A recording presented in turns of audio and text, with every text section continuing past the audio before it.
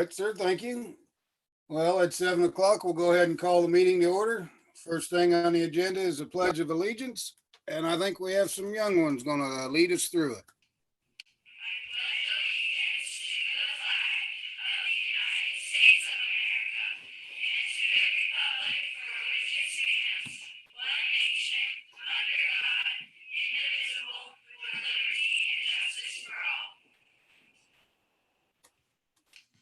All righty, well, thank you for that. First You thing bet. we need to do is approve the agenda. Any additions, changes, or deletions? No additions, changes, or deletions. Actually, check that. I do have one deletion. Let me pull that up.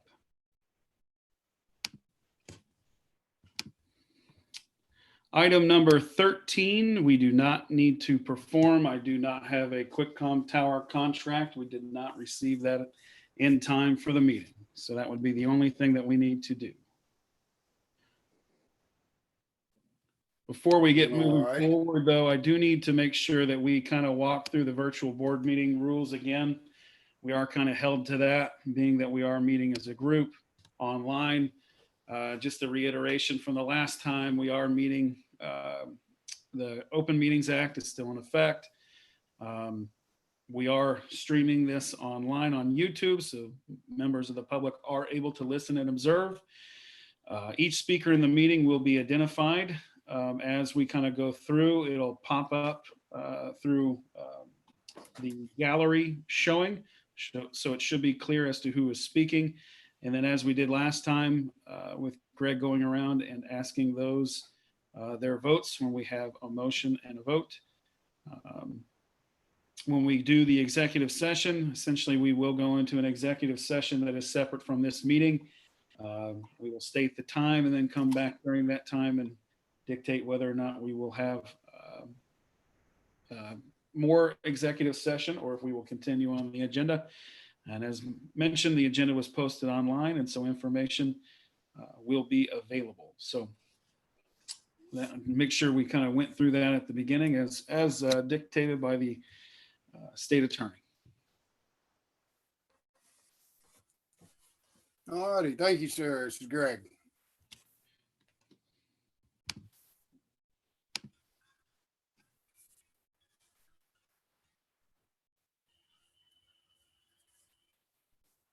Greg, this is Jamie. Are you ready for a motion to approve the agenda? Yes, ma'am. I make a motion we approve the agenda with the deletion of number 13. This is Jamie Sowers. Caleb McNally seconds. Motion in a second. Any other questions or comments? All in favor will respond with an aye. Joe Orb. Aye. Mike Reagan. Aye. Caleb McNally. Aye. Beth Weimer. Aye. Mark Lacey. Aye. Jamie Sowers. Aye. And Greg McCurdy also votes aye. Thank you for that. That's 7-0. Moving on to the approval of the April 8th, 2020 meeting minutes.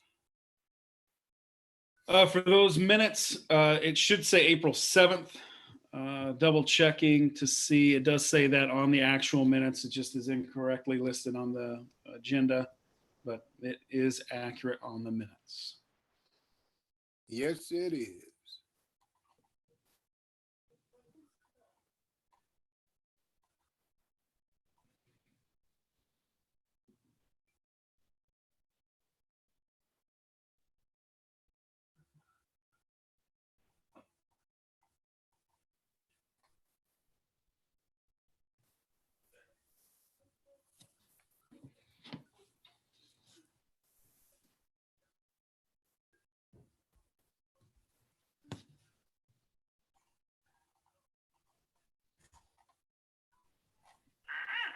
Message from the dark side there is.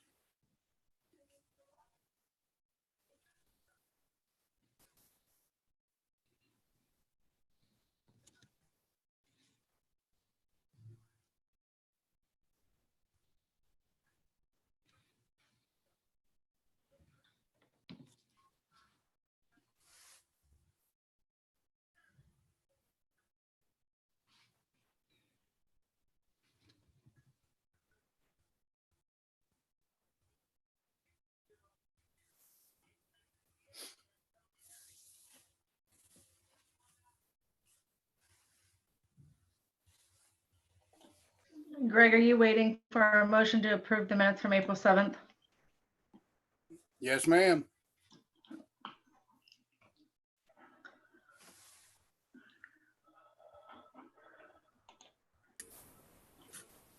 We'll make sure everybody had a chance to read it.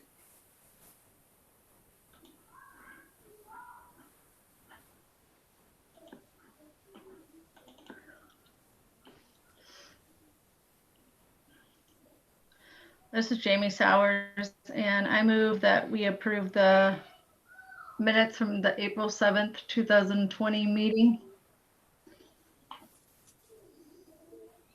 Joe Arm, This is second. Beth Weimer.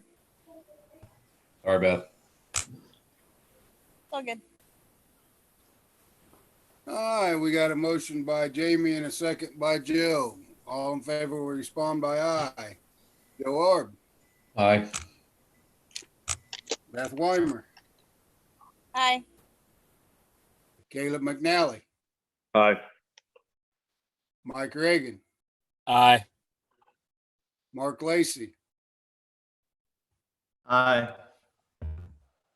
Jamie Sowers, Aye. and Greg McCurdy also aye. We'll go 7-0 on that motion also. Correspondence, sir, number 5. We do not have any correspondence. All right. Do you have any written comments from the public you would like to go over? I do not. All right, we'll move on down to number 7, approval of the bills and financial reports. Yes, just going through, let's see here. Kind of going through the checks here. Obviously, we've got the big purchase of the painting. We did pay that out. Accounting program was a big expenditure this month. We did make a payment to iBoss, and we will talk a little bit more about that here later this evening. You can see some hot lunch payments, kind of making sure everything's good to go there. Purazone, we did get some supplies, some cleaning supplies, things for this summer. We did have a fire inspection that we had to have done in order to meet the fire code. So we got that done, have that on record. We had some, you see a large expenditure there on the Visa for the softball fencing. That was pretty much that cost there. You can see some senior trip flights, of which that we have been reimbursed. So that is coming back to us there. Those seem to be pretty much the charges there, or the expenditures, the checks for this month. Cash summary, you can see there at the general fund, 38 grand for the month. Our supplemental, 113.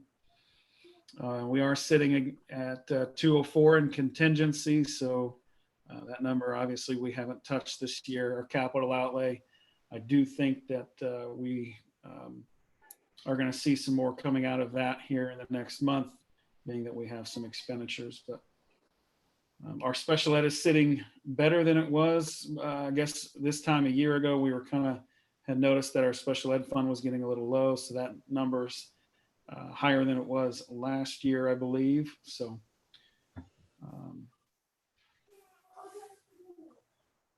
obviously our other funds that are there, but that is the information for this month.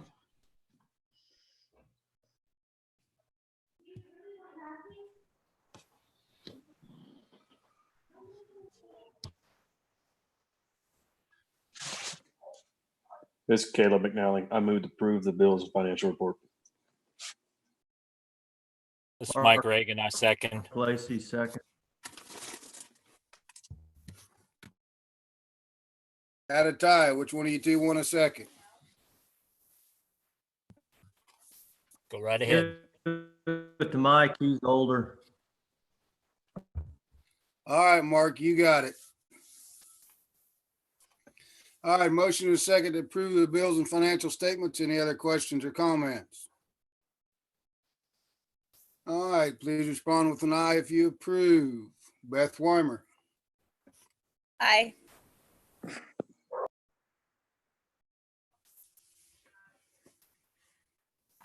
Got to unmute your mic, Beth. Aye. Aye. Mark Lacy, Aye. Jamie Sowers, Aye. Mike Reagan, Aye. Caleb McNally, Aye. Joe Ard. Aye. Greg McCurdy also says aye, so we'll go 7-0 on that motion also. Jamie, the floor is yours for the Three Lakes report. Three Lakes board met last week. We also talked about financial information.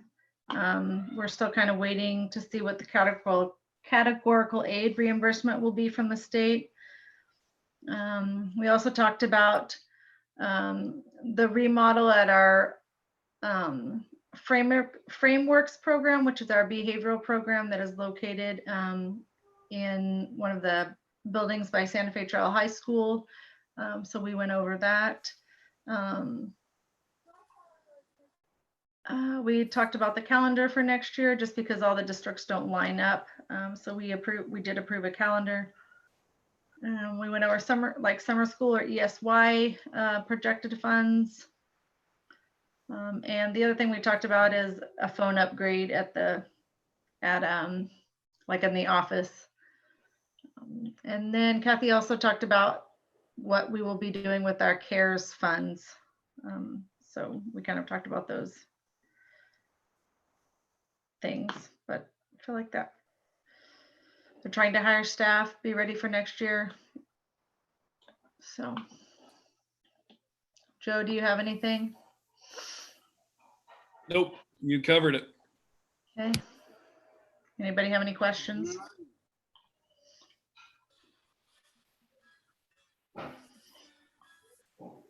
Don't sound like anybody's got any questions for you, Jamie. I appreciate your input. Thank you kindly. Move on to number 9, district updates and forecast. Well, it seems almost like a lifetime ago since we've last talked as a group, back on, gosh, April 7th. So it's been a bit. So kind of to catch everything back up. And then obviously there's a number of questions as to where we're going to be come August. And so right here off the bat, my intent is to kind of just go through pretty much the gamut of all of that, kind of summarize where we are now, kind of try to talk about some of our plans here in the near future, and then maybe discuss some things for next year. So, I mean, first things first, since we've met, we've kind of had a lot of big announcements that have occurred. Namely, we were named a Spotlight Award winner for our social emotional attributes here within the district. Ms. Sumner included with that. She put together the application, but was a reflection of the work that she has done with the principals and with the staff. Reflective also of the work that the staff has put into this, making sure that we are supporting our kids' social emotional needs. This is something that I only see as an expanding need. And so honestly, this Spotlight Award, I think, is one of those things that does at least give some sort of recognition for those efforts. But I do think that this is something that we're going to continue to expand upon and try to improve for our district, being that one of our district goals is that all students' well-being will be supported. And so this is the first of many, hopefully. And but that was a nice little award that we had gotten. Also in the past month and a half, received notification from US News and World Report that Marinazine Valley High School was named one of the best high schools in Kansas. Ended up on the list within the state as number 18, was number 1 within the Topeka area, which was very nice. So there's a feather in the cap for that. We did receive notification of the Jones grant, and we'll talk a little bit about that on the purchase here later this evening. But we did put in a grant application to fund the purchase of the technology that we need here at the elementary building. We've got some technology that is aging, and so the Jones grant did approve that money, and so we did receive it and looking to make a purchase here tonight. We did receive a grant also from the Kansas Masonic Literacy Center, more so than what we typically get. Usually they fund our summer literacy program. They have been funding our after school program, but we did receive a chunk of money, I want to say in the range of about $30,000 to assist us with kindergarten readiness and kind of supporting the students and staff and parents within our district. And so there's a number of ways that we could kind of use that money. Twyla is kind of coordinating that. She and I haven't necessarily determined anything final as of this point, but it was great news that we were going to be able to kind of do some things outside the box to help support our kids. We did set some graduation plans, and we'll talk about that here in a second. Mr. Rice was named the teacher, as you guys voted here, our teacher of the year, excuse me, as you guys voted here the couple months previous, did put that out there.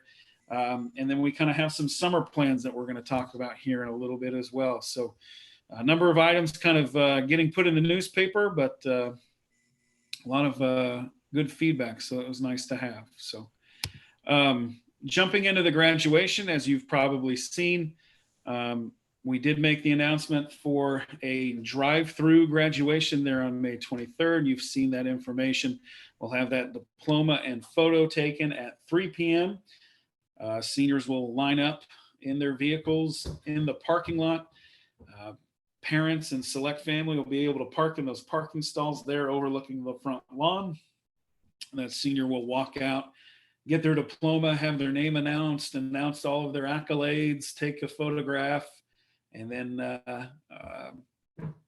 get back in their car, and we'll have a parade there at 4 o'clock.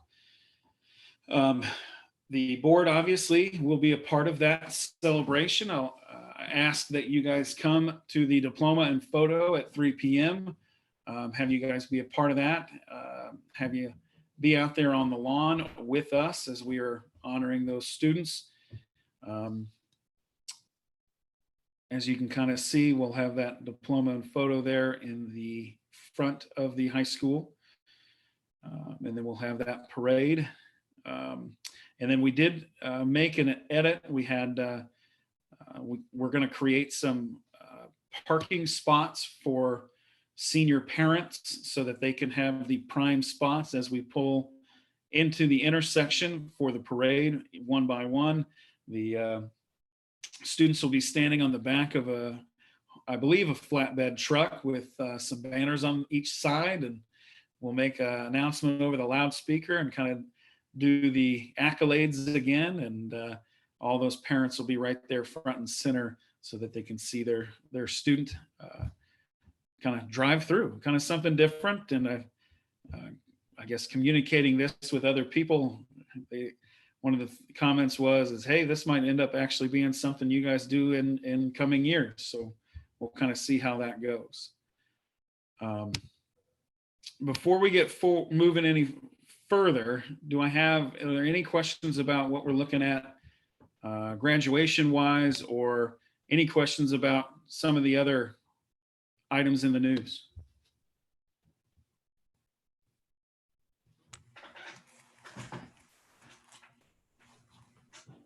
Yeah, congratulations is all I've got to say. There's a lot of good stuff in there. It's pretty exciting.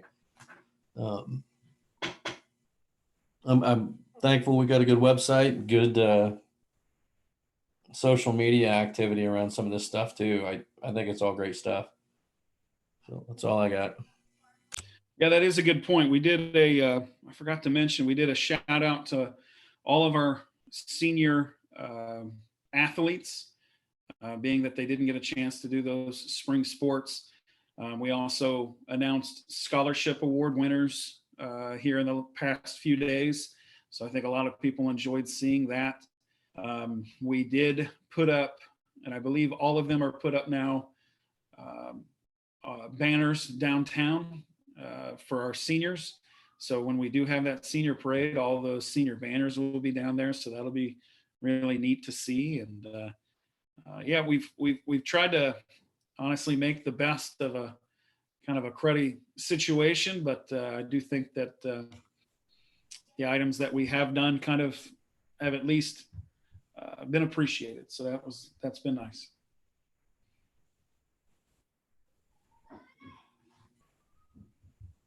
Any other questions and comments about news items or graduation?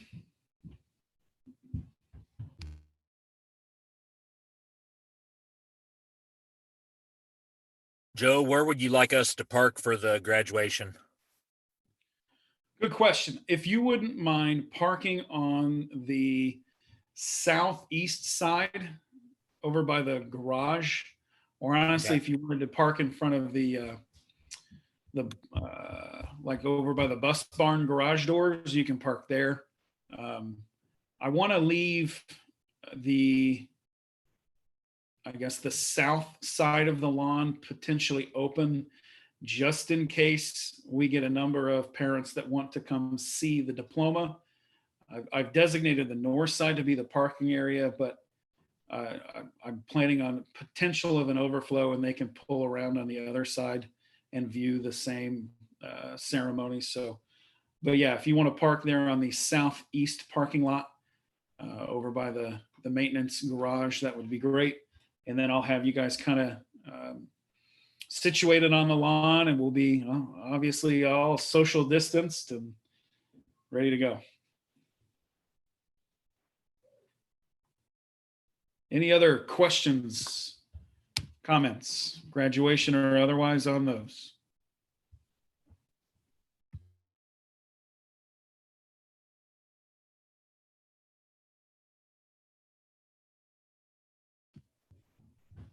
Sounds like everybody's pretty happy with what you've done for us. Appreciate it. Sounds good. I appreciate it as well. Well, hey, jumping into next. As you have potentially seen, the governor's Ad Astra plan has kind of gone through a number of changes in the time that it's been announced. At one time, you had phase out being around the end of June. Now we're looking at somewhere in, I think it was June 22nd. So anyway, long story short, had the ad of phase 1.5. We're trying to figure out what we can do with our summer weights and conditioning and athletics and the things that typically go along with that. And so Keisha has given us the opportunity to begin our summer conditioning and sports activities on June 1st. There's some stipulations there, but we can meet those fairly easily. The big question that we're going to run into this summer is the mass gatherings number and the social distancing requirements. Now, keep in mind, we are having this conversation right now with the legislature looming. They will be meeting tomorrow and going through a whole host of items that they're going to be talking about. And so we'll see really what kind of plays out. But in all actuality, in the phase set up with the governor's plan as it stands right now, social distancing is a requirement and is a requirement all the way through phase out. So you can see it in phase 2, talking about maintaining 6-foot social distance. And phase 3, it's not in the graphic, but it's still in the details.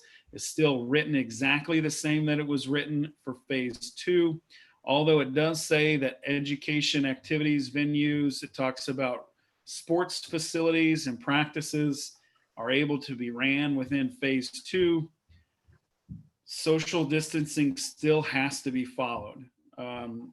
I had initially interpreted this as a kind of flexible requirement, but in having conversations with our county health department and with the state, it is entirely clear that the letter of the law is that social distancing is required. And so right now we are looking at doing summer conditioning but with some restrictions.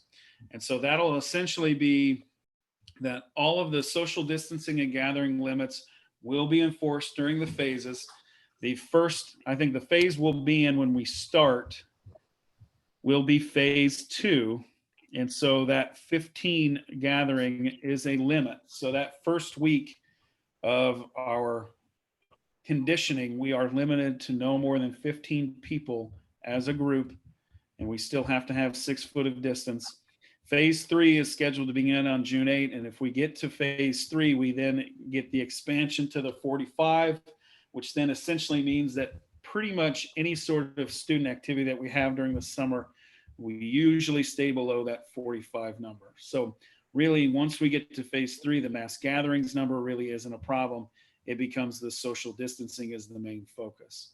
So again, for us this summer, we are going to be doing conditioning starting on June 1, but we will be social distancing and we will be doing enforcement of the gathering limits.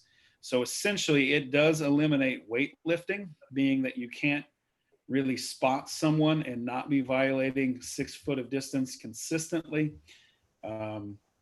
We really tried to work this out. I talked with Lewis, talked with Ben. I've kind of talked with other superintendents. There is some, I guess, variance amongst schools on how this is supposed to look. But really, it's really difficult for me to, I guess, move forward with doing weightlifting in the small space that we have when we could probably only verifiably have maybe 14 people in there at one time. We're going to end up having more than 14 people in there at some point.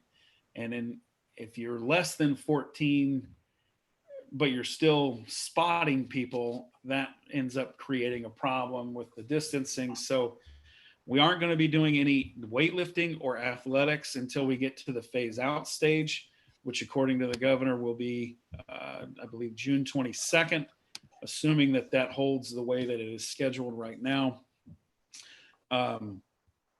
I had explained to someone it's difficult for us to even do athletics during any other time other than phase out, being that we have social distancing, even though that might be the way that my high school basketball coach would describe my defense. I probably would see us consistently within the inside the 6 feet rule. So we are looking at that for the summer. Any questions about how we're kind of handling those things? I guess I forgot to mention before any questions, driver's ed, we are still looking to commence classroom on June 1st. We will social distance.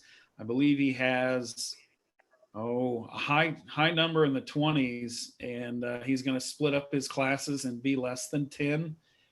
So he'll have 3 different sections. He'll spread them out, and we'll do the classroom portion of driver's ed. And then again, once we hit phase out, we will then begin the driving. So really, the classroom's going to take about 2 weeks. So there might be a week in between where we don't have anything. And then hopefully we get a chance to drive during phase out. So that's kind of our workings for this summer. Any questions on those? Has he determined what time he's going to As want far him as there, the, June? Say that again, Greg. Sorry, Mark. Said, has Mr. Taylor determined what time he's going to want him there, June 1st?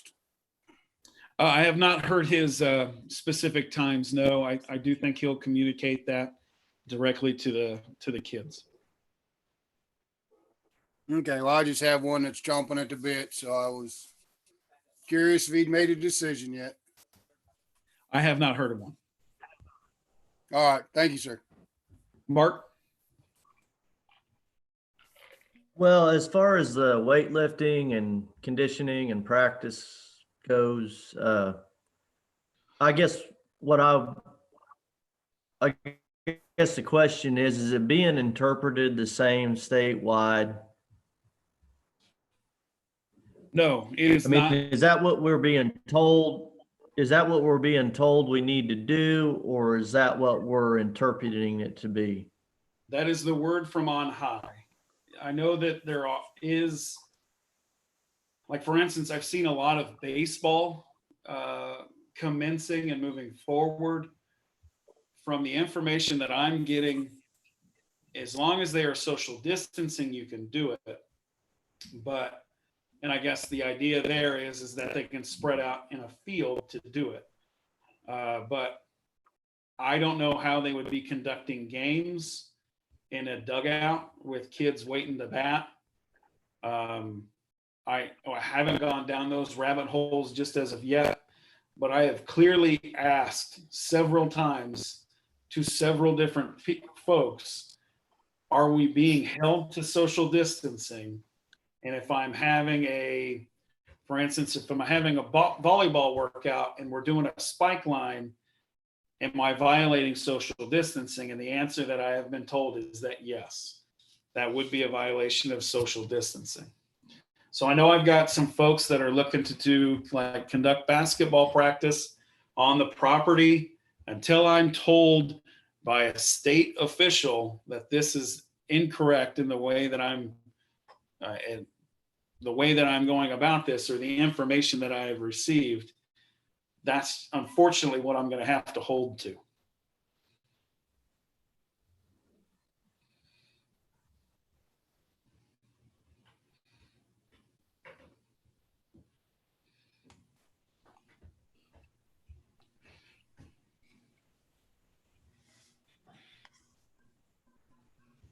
Now, like I said, I do know that you will see some variance. I know that some folks will be doing something. You'll probably see folks doing weightlifting. I mean, in the true nature of which this is being rolled out, and again, this could be entirely different within the next 48 hours. But the way that this is rolled out, that's the interpretation.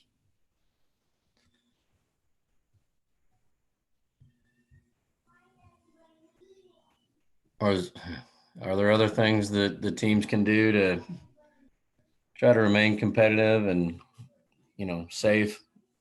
I mean, you don't want everybody else in the league lifting a bunch of weights and these kids just don't for several months. I mean, is Lewis, got big old tires they're going to flip around, or, I mean, you know what I mean? I wonder if that's what Mark's wondering is, are we just going to sort of get behind from other athletic programs?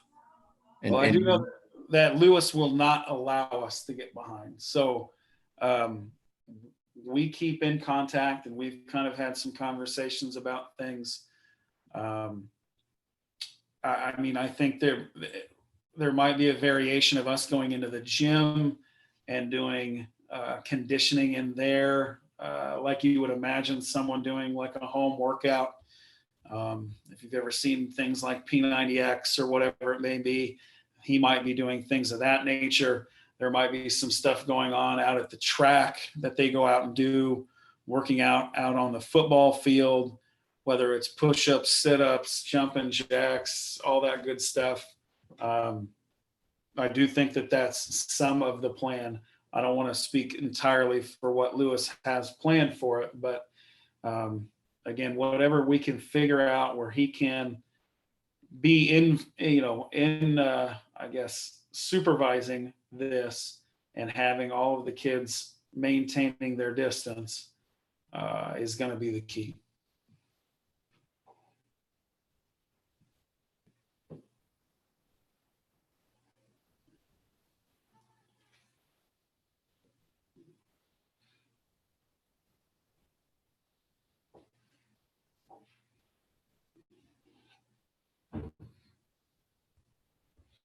Any other questions on that?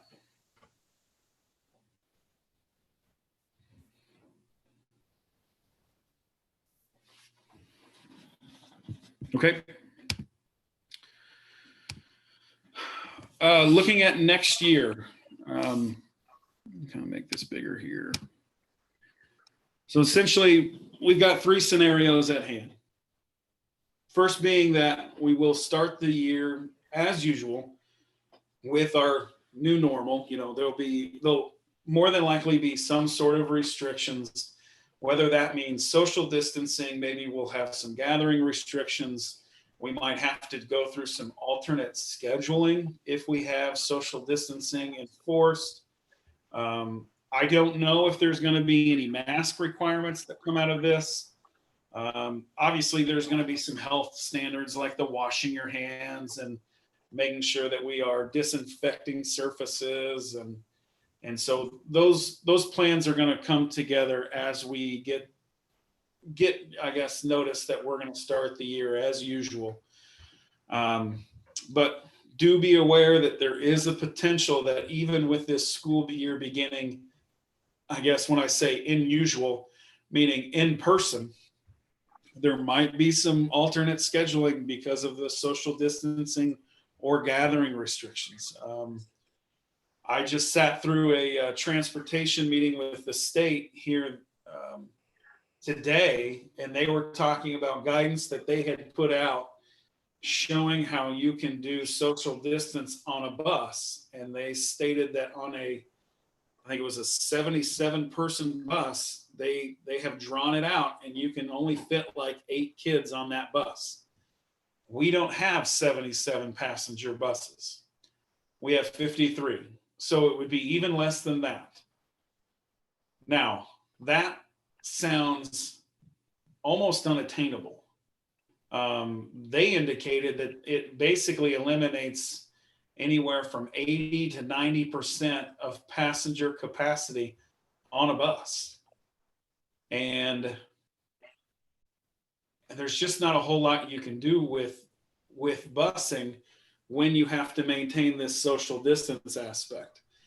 That's why I feel like there might be some movement towards requiring some sort of mask for children. And it might be as simple as you just have to have a cloth mask that you make at home that covers your face when you're violating social distancing. I'm not sitting here guaranteeing that that's going to be the case, but when you hear the conversation about how you cannot have more than 8 kids on a bus, that social distancing is entirely untenable within a school setting. Sure, I can distance kids 6 foot apart within a classroom, and maybe we only have, 8 kids in a classroom, and then maybe we do an alternate schedule, but how am I going to get them to school? So one of the things that I've been talking with, for instance, I talked with our House of Representative at the state level, Eric Smith, I believe. And we had a conversation about that and how if we are holding tight to this social distance aspect, it's going to really throw a wrench into whether or not we begin the year as usual. A lot of conversation that I've had with superintendents the last couple of weeks has been that, guys, there's no way that we can have school if we have to social distance. In all actuality, it's just it's a giant mess. Because I mean, even if we are having problem at this level, when there's 200 kids in the district, what is Wichita going to do with 2,000 kids in a building? So I think that we are nowhere near deciding what things are going to look like in August as to whether or not we start back up. So again, there's 3 scenarios that could be at play here. So again, we start the year as usual with restrictions. We might be able to start the year, but then get interrupted. The plan for that would be we would perform remote learning. It'll look a little different than we had this year with the continuous learning plan. I want to jump into that a little bit more when we start talking about technology purchases, but in essence, we would be looking at this. Let me make sure I get it here. This blended learning model. So if we go into a break or we have to do remote learning, basically the plan going into next year for us is that we want to conduct blended learning. Had conversations with staff last week, and they all kind of unanimously approved this plan. If we are in person, things are pretty much as normal. Our classroom learning will be, the traditional setup. We're going to still have assignments, the teacher's leading things, we're working together, doing things that we need to do. We will be focusing more so on resource use. So again, we want to be logging assignments at the secondary level onto our learning platform. We want to perform quizzes onto a learning platform. We want to be putting any sort of assignment, whether it's book reports or writing samples or providing research or math assignments. All of those things will be performed through this online learning platform. But again, it'll all be driven by that teacher. At the secondary level, the teacher can customize the learning platform. For the elementary crew, we're talking about multiple resource use. So whether it's our reading resource online, the kids are going on and logging time, performing assessments, we're getting data. We know where all of that learning is occurring. We know that that growth is occurring, because again, the big idea here is that we want to make sure that we're tracking it, whether we're in person or whether we are doing remote.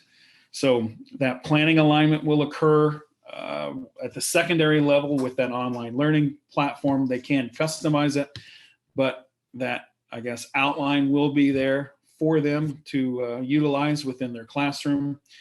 For classroom learning, it's kind of a classroom pace. I want to kind of show that when we do go to that blended learning and we are remote, it can become a little bit more student paced. So that kid going on and utilizing something like, reading eggs, that kid is going at their own pace. They're learning what they need to learn. The resource is actually going back and trying to fill in the gaps. Our teacher is there to assist them with that and is monitoring the learning online. But, that kid will be going at their own pace. Same thing at a secondary level. We're talking about the kid logging in and they're going into their language arts classroom, and the teacher has opened up, this week's learning or the next 2 weeks worth of learning. And here are the assignments. They get to go through and do those types of things at their own pace. There is the opportunity for enrichment at both levels, but that can look a little bit different whether or not they are in classroom or whether or not they are remote. So that's kind of the plan, blended learning wise, if we end up getting interrupted for next year. And honestly, more than likely, we need to make sure that we do have that plan in place, meaning that we are probably going to be interrupted at some course during the next school year. Now, the third scenario is that we do get to the point where the school year doesn't start as usual. We would have to kind of front load all of that learning or that resource usage to our kids, to our parents. We're going to have to do a lot of onboarding for those folks. We might have the potential to do some sort of small grouping. So if we bring in like 1 or 2 kids per classroom, if they're struggling or whether or not they have special education requirements that we need to meet, I do think that the possibility would exist, even if we did a full close down, that we would be able to bring in kids at a small level, but we'll just kind of have to see how that goes. So again, those are the 3 scenarios, whether we start as usual with restrictions, start as usual, but get interrupted, or we don't begin as usual and we have to conduct this remote learning right off the bat. Hey, Joe, Yes. it's Jamie. Has the state given any kind of guidance on when they might let districts know? So one of the things that has been discussed at the state level is what the state is going to do with this, because they're going to be a little bit on the hook because we still have to meet this 11:16 school hours requirement. One of the big things that I kind of jumped from with this is that, well, we're going to have to show growth, I think, is what we're going to end up having to do. When we did this waiver, there were a few assurances, but really there were no assurances deeply connected to student learning. I think that we're going to see, if we get an interruption again, that any waiver to the 11:16 is going to have to show some sort of growth. The state is moving towards this competencies aspect. They're talking about having potentially this rolled out in July. It would basically be, very similar to what you might experience like in a CTE class. You show the competency of, hey, I know how to, I know how to sew, or I know how to sew a shirt, or I know how to sew this. And they line things up into those knowledge bands and kind of make them applicable to each grade level and to each subject area. And if you can show these competencies, then that's enough. Now, I don't know that, again, we're talking about building the airplane in the air, but what we're talking about now is we're talking about we have to land this by August, and the plane isn't built yet, but yet it's on the downward slope. So to me, I feel a lot more comfortable with this blended learning model that we're talking about, that I'd like to move forward with, being that it allows us the flexibility to conduct classroom learning similar to what we have done in the past. But if we get interrupted, there's enough resource there to be able to show the growth that we need to show when it comes to the waivers or anything from the state that we're going to have to, the hurdles that we're going to have to jump over.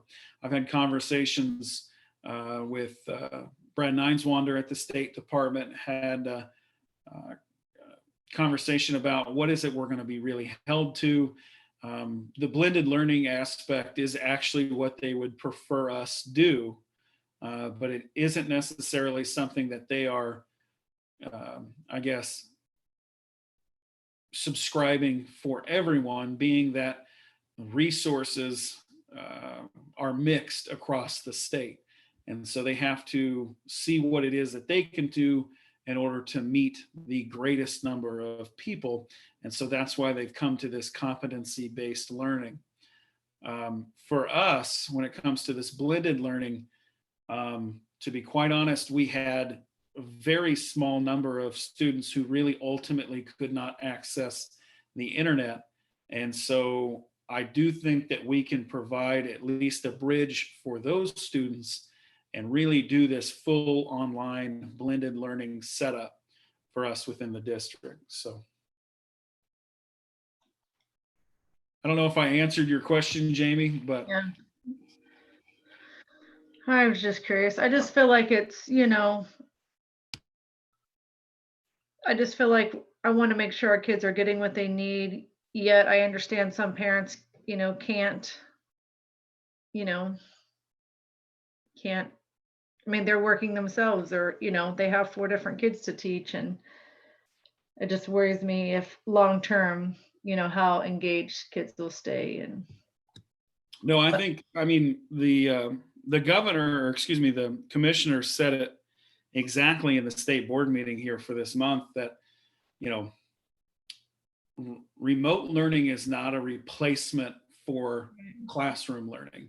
yeah, Remote learning, unfortunately, is what we have to use as the pathway to at least attempt to get learning completed. right.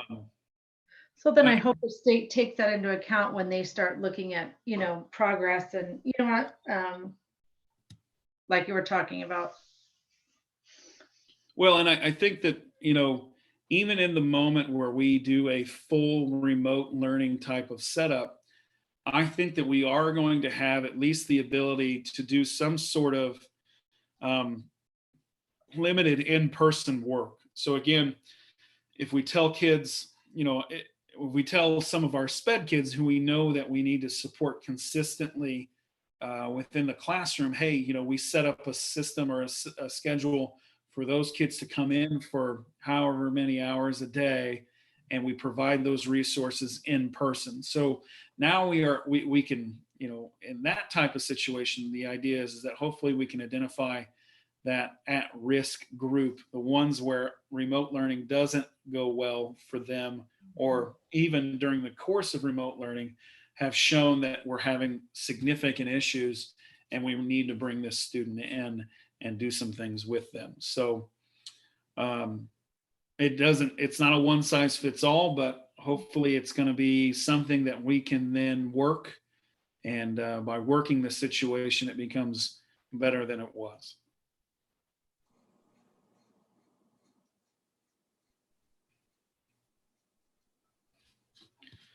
Questions on next year blended learning?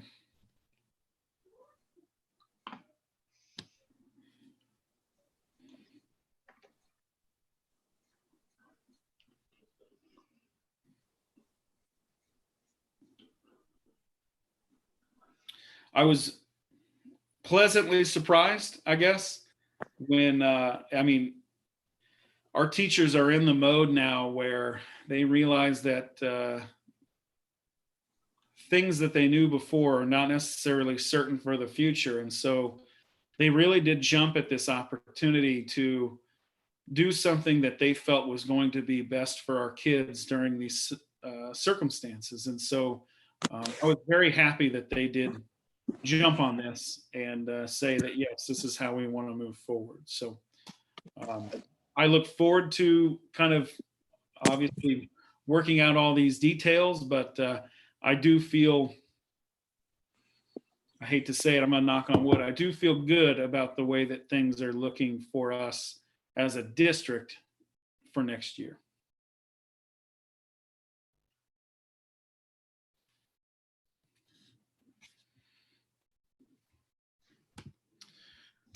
That is all I have for our district updates and forecast.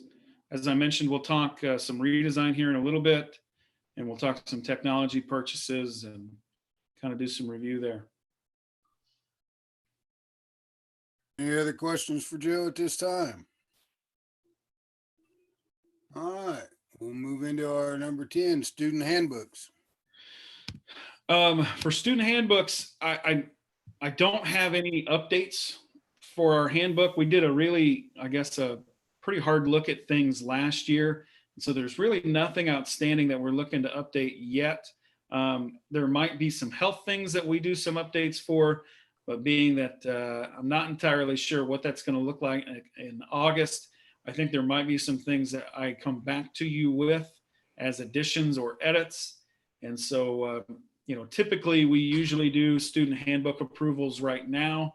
And so I'm looking to just continue the same handbook for the next school year. And so if possible, I'd like to have approval to do so. This is Caleb. I move to approve. We use the handbook that's written again for 2021.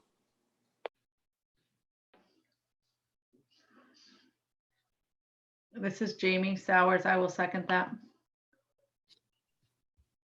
Motion and a second. Any other questions or comments? All in favor will respond with aye, please. Beth Weimer, Aye. Mark Lacy, Aye. Jamie Sowers, Aye. Mike Reagan, Aye. Caleb McNally, Aye. Joe Arb. Aye. Greg McCurdy also says aye. We'll go 7-0 on that motion. Thank you. Number 11, summer maintenance. As you can see there before you, kind of this is the outline summer maintenance plan. The items in green are the typical things that we do during the course of the summer annually. For the items on the maintenance schedule, those are the items that we're looking at performing this summer over at Quinamo. They are actually currently doing some gym painting. We are painting the items that are red there in the gym as orange. I want to say that the items in the hallway, I think there's still some red there too. I think we talked about potentially painting those orange as well. We're doing some gym lights. The lights in there are kind of an amber color, and we are updating the lights so that it is a little bit brighter in there. And so that'll be some of the project that they do this summer. We're looking at seeing what we can do with the parking bars, whether or not we can replace some pieces, or potentially we cut them out and put in parking stalls, some blocks. So we'll kind of see how that plays out. There's some parking lot gravel project that we need to be doing here, there, dragging some stuff. For Melbourne, obviously the annual gym floor treatment. Usually we got to go through and even some things out. There's some wallers from the tires from the buses in front of the barn. District office sidewalk, we've got some decay there we need to fix. Some downspouts on the main building that need to be taken care of. Right now, Lori is actually going through and pulling out the ceiling that's in the weight room. Before it was I think an 8-foot ceiling. And whenever you have some, I guess, some lifts where you are actually lifting weight above your head, obviously for some of our folks, they might be putting that into the ceiling. So we are taking the ceiling out of it and just using the original ceiling of that space. And so that's kind of commencing as we speak.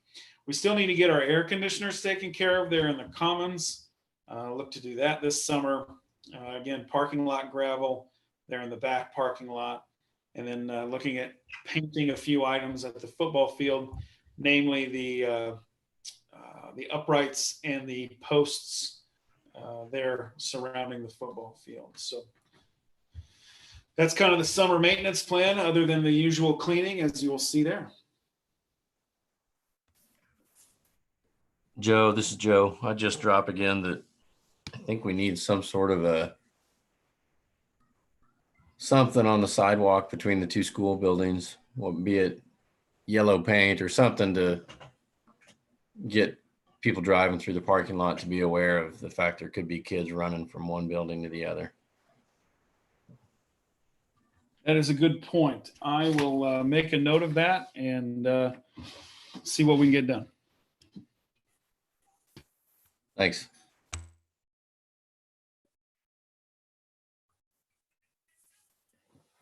Any other questions?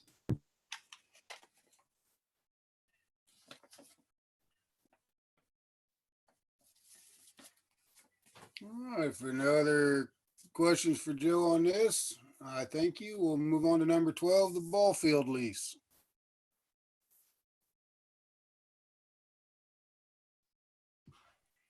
One moment, trying to clear up my toolbar here.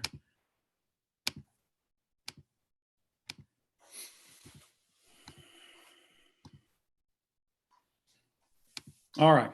I did send the lease to you here. Oh gosh, I think it was Monday. Essentially, we've kind of made a few edits. I have been in communication with Mr. Joe Arb, going through this a little bit, as he and Caleb may have made some conversation the last time we had this in front of us. So we did go through that a little bit, talked about some of the changes that occurred, namely the change that I have in here to, I guess, be aware of is the item, let's see, the item stating that if the city happens to, I guess, cancel the contract, and it does go into 10-year terms. So if they cancel at the end of that 10-year term, they would be on the hook of the cost of the capital improvements that we made to the property. So in that 10-year term. So if they choose to go forward with the next 10 years, well, then if we make improvements in that next 10 years, then the city would be liable if they choose to end the agreement for what we did in that next 10 years. So, we talked about, making all of these improvements and then turning around and then having the lease taken away. This was kind of what we came up with in response to that. Other than that, there was some wording in there. Honestly, I don't have it in front of me exactly. Wording in there about who should have liability, who should have property insurance. After having conversations with our property insurer, essentially, we currently already insure that property anyway. And being that we are going to be making capital improvements to that property, it would be good for us to continue to hold property insurance on that. That would include some sort of liability as well. But for instance, if we happen to get hit by a tornado and we had just put in brand new lights on the softball field, we need to have the wording, and the wording is in there, that we would have property insurance on it, and that we would be dictating the, I guess, the rebuild of those items, and that property insurance money would come to us and we would dictate the building of that. We wouldn't want that to go through the city, specifically because it was stuff that we put there in the first place. So that's how it's been worded. That's how it's been implemented within the lease. I think there were a few other little minor changes here and there, but those were kind of the big ones out of this whole document. Joe, am I missing something? No, I mean, the only little comment I've got is that I put a question mark on the map that you inserted. Let me send you a new one of those before any approval we do now might. I was just making sure that's the area you wanted. You talking about that? Yep. Yeah. And that's fine. But yes, that is the area. You are correct.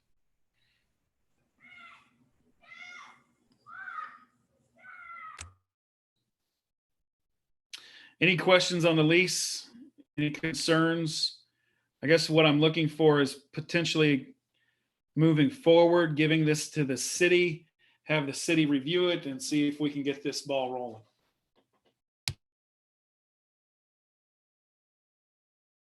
Yeah, this is Joe. It's fine with me, Joe.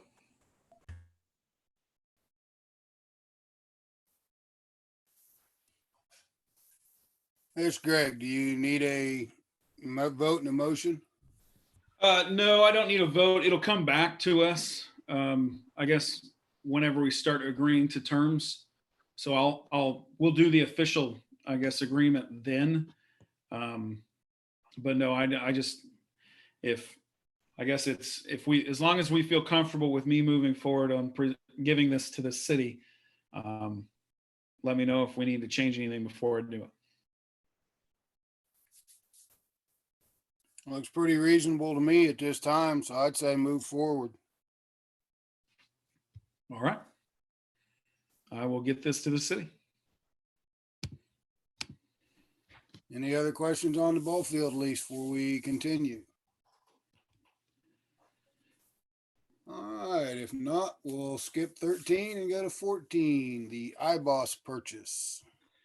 So this is for malware protection, and I can describe to you potentially what malware is, but I'm not sure I'm going to give you a good one anyway. We're talking viruses, protection on our servers, making sure that we are not getting hijacked, anything like that. So long story short, this is going to give us that security. And so typically, I think we only do 1 year renewals. This is going to be a little bit different. They did give us a 3-year deal here, and they are asking for us to do an annual payment of $29.71 for a total of $10,000. What is that? Yeah, $1096.40, or excuse me, grand total of $8914.30. So this is something that unfortunately we have to move forward with, and this is going to give us what we need to be able to be protected.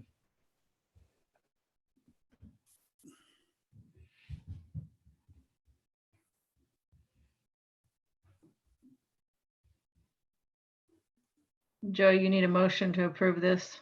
I do, being that it's over $5,000.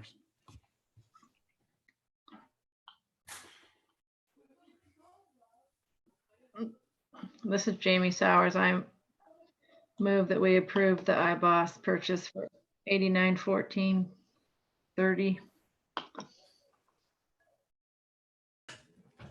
Second, Joe Arb. Motion and a second. Any other questions or comments? Again, if you will respond in aye if you approve. Beth Weimer, Aye. Mark Lacy, Aye. Jamie Sowers, Aye. Mike Reagan, Aye. Caleb McNally, Aye. Joe Orb, Aye. Greg McCurdy also aye, so 7-0 on that motion also. Thank you all kindly. Number 15, elementary technology. So I've got 3 different quotes here for you. One of which being the primary grades. These are the tablets, I believe. Let me make sure I've got this noted correctly. Yes. These are the tablets. I want to say that these are K through 2. Will give us the opportunity. They've got some touch screens. So imagine an iPad. So this is just the Chromebook version of that. So you can see the actual physical purchase of the items. You can see some licenses for Google management, and then some a protective case. This is just, we're purchasing one for these, being that we don't know how they fit within our storage bins, how we do the recharging, that type of thing. And so we're purchasing one right now. We'll probably come back and purchase another, but looking to make that purchase here. For the intermediate grades, we're talking 3 through 5. We do have some computers already, and so that's why you only see 35 here. And so that does represent the number that we need to replace. And then you can kind of see the total. Obviously, it's got the license with it. So we do, these already match, I think, the size of the tablets.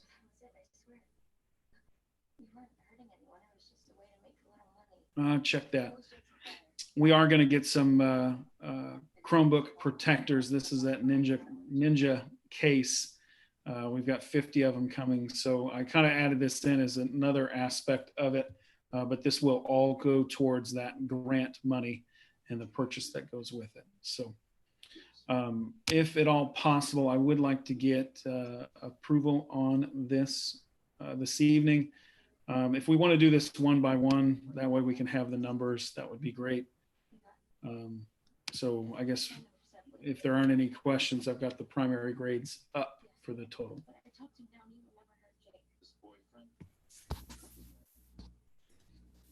Would you want them approved individually, or would you prefer to have them all as one? If we could do separately the primary and then the intermediate, just have them as separate purchases.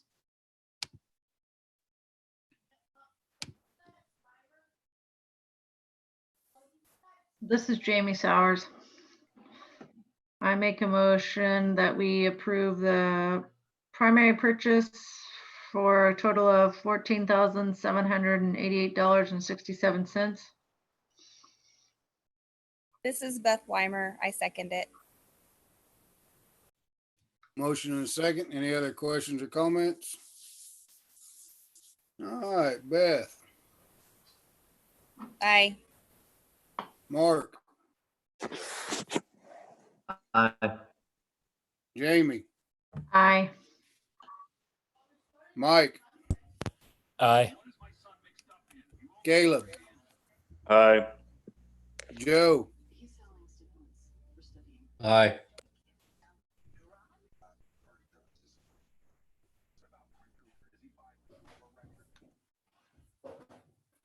gotta hit your button, Joe. I thought I did. Aye. Sorry. Greg also goes aye. That motion carries 7-0.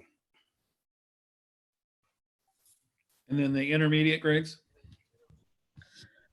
This is Jamie Sowers again. I will, and we approve the intermediate purchase for a total of $8,656.20. This is Beth Weimer. I second it. Jamie and Beth made the motion second. Any other questions? Joe Orb, Aye. Caleb McNally, Aye.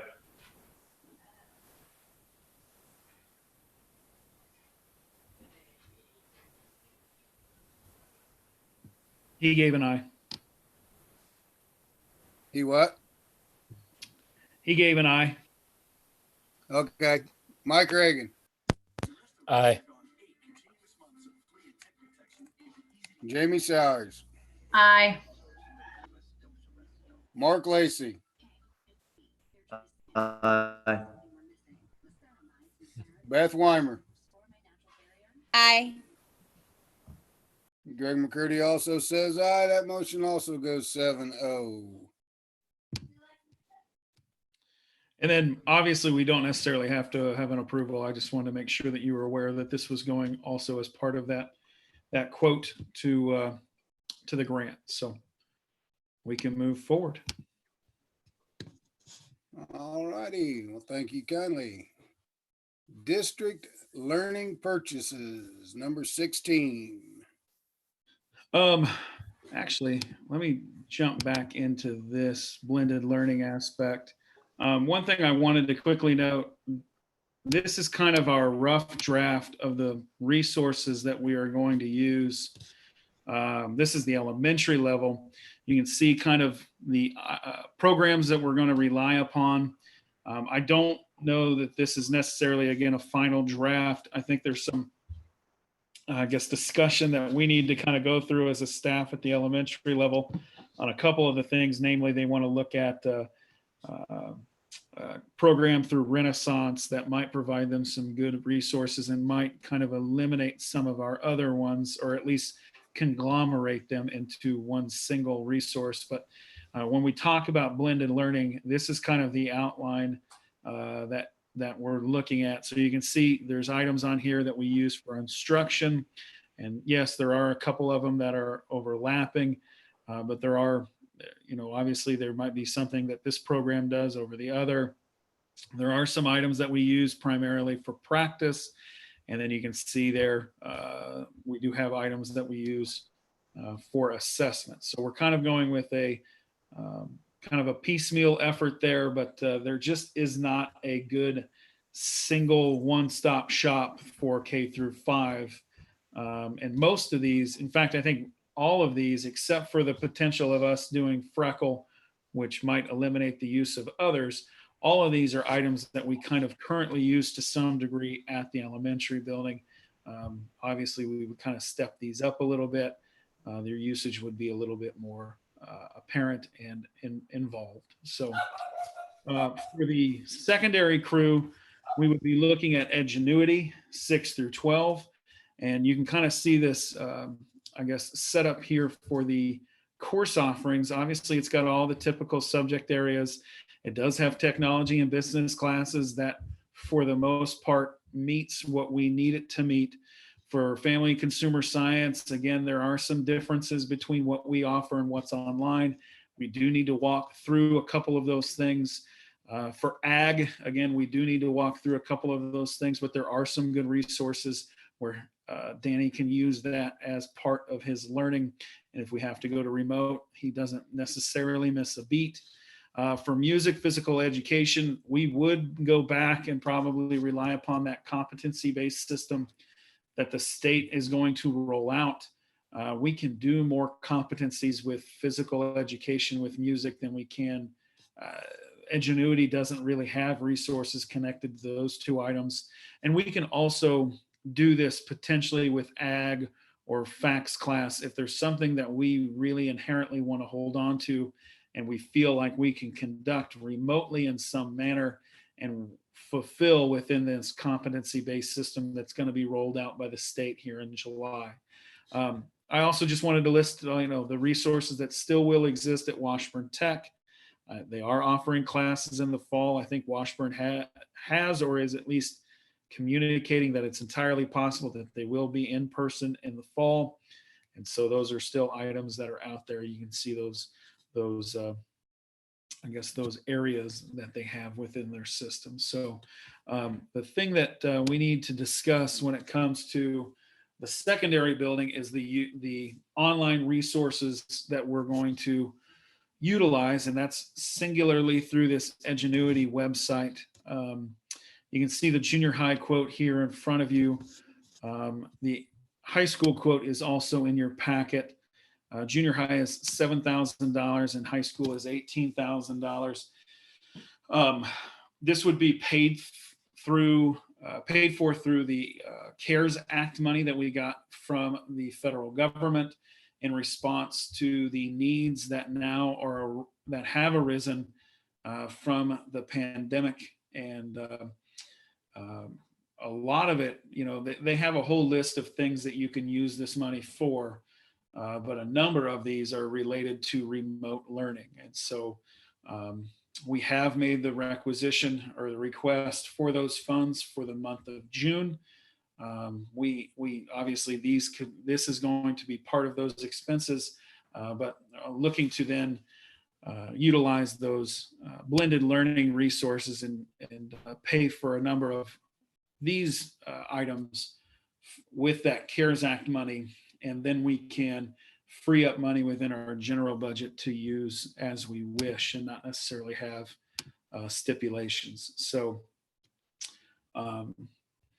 any questions on Edgenuity, whether at the junior high level, high school level, blended learning in general?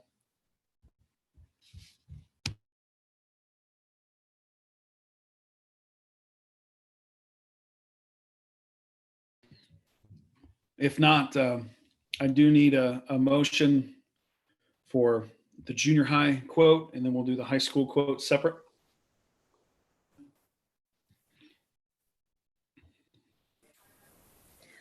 This is Beth Weimer. I make a motion to approve the quote for Edgenuity online learning for $7,000 for middle school.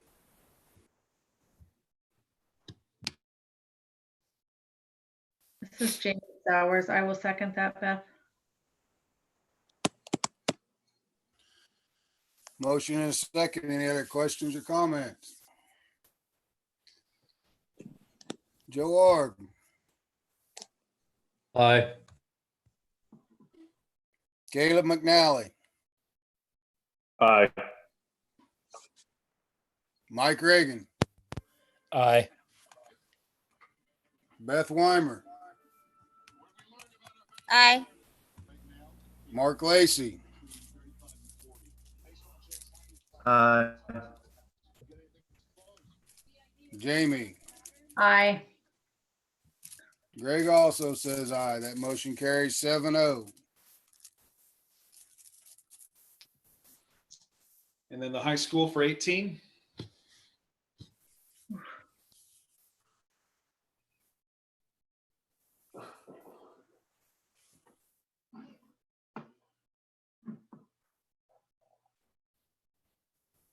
This is Beth Weimer. I make a motion to approve the quote for Edgenuity online learning for high school courses for $18,000. This is Jamie Sowers. I will second. Any other questions or comments? Mark Lacey, Aye. Mike Reagan, Aye.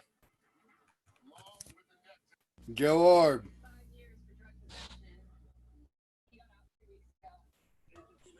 Aye.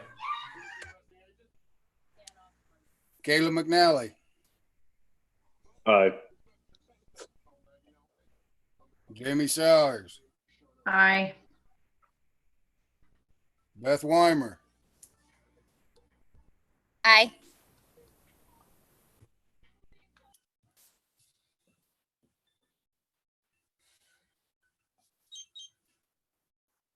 and we'll go with 7-0 on that motion also because Greg also says aye.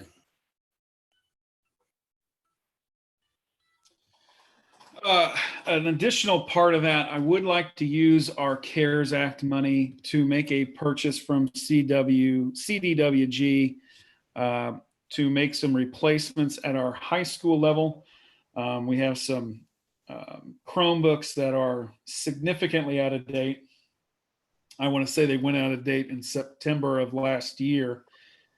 So we're going to continue to experience some application problems, usage problems, things of that nature. So I would like to purchase 30 additional, or I guess new Chromebooks, so we can make sure that we've got working computers here next fall. And that, along with the license, you can see there the grand total being $74,1960. This is Greg, and you say this money is also coming out of the CARES Act? Correct. Yes, we received just over $50,000 when it came to the CARES Act money, and so with these purchases, I think it was $25,000 there for the Ingenuity, and then we can add in the $7,000 there, and we'll have some left over to pick up some of those online learning resources through for the elementary.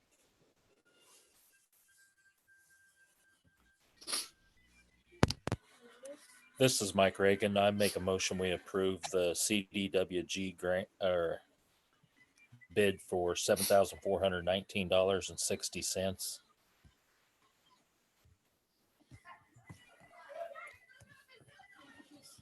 This is Jamie Sowers. I'll second that. Motion and a second. Any other questions or comments? Joe Ard, Aye. Caleb McNally, Aye. Mike Reagan, Aye. Jamie Sowers, Aye. Mark Lacey,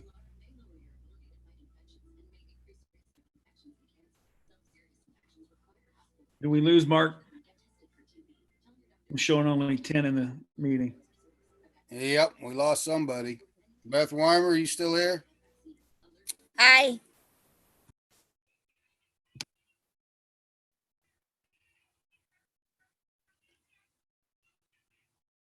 Call that 6-0. Does anybody know whether Mark's having electronic problems or have to go somewhere? I have not gotten a text from him.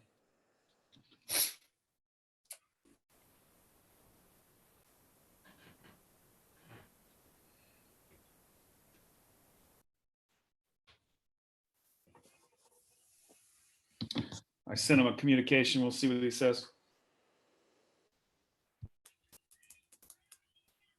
All right, we can hang on for a little bit to see if he's going to be able to come back or not.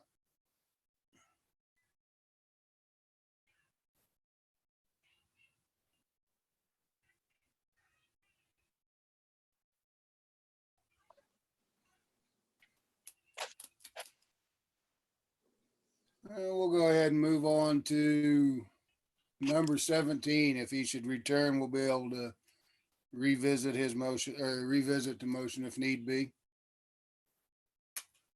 Sounds good. Yeah, it shows as delivered, but I don't have any response yet. So for 17, part of this conversation that I had with staff here last week was not only to kind of confirm the plan for the blended learning for next year, but also being that we are really making some significant changes to the way that we are conducting our learning, it would be really, I guess, helpful for us to utilize KSDE and Greenbush in what we're kind of doing, which is redesign. So I had some conversations with Jay Scott, who's the secondary lead or secondary level lead for KSDE with redesign, and basically explained to him that the reasons that we have not been doing redesign in the past and been a part of their Apollo or Mercury missions, what have you, is the time spent out of the classroom to do so. It being that we are going into a situation next year where remote learning is going to be the name of the game, whether you're talking kids or whether you're talking staff.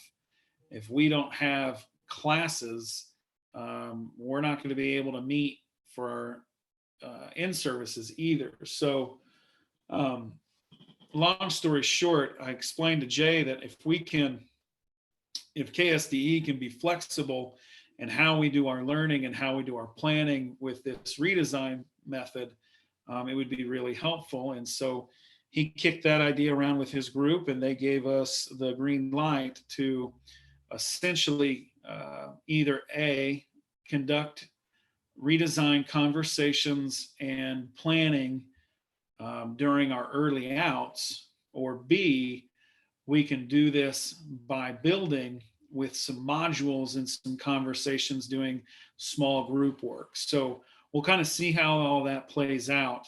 And there might be some changes on dates when it comes to our early outs, but in essence, we're not going to necessarily miss any time with our classes, which is what we would have had to deal with the way that they were doing it before. So I kind of sold this to our staff as, we're already looking at doing this blended learning model. We're already looking at how to make sure that our kids are having authentic experiences of learning for next year. It really would be beneficial, being that next year is an accreditation year and we start over after that in our accreditation cycle. It would be really beneficial for redesign to essentially be the boat that keeps us afloat.